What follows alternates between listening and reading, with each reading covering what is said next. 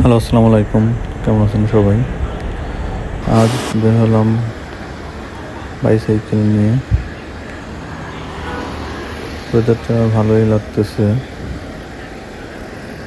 চারপাশ খুবই নীরব। সকালবেলা গাড়ি কম থাকে, তাই রাস্তাটা ফাঁকা।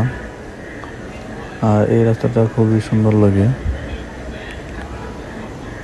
তো দেখতে থাকুন আমার ভিডিওটি, আর কেমন লাগে কমেন্টে জানিয়ে দেবেন।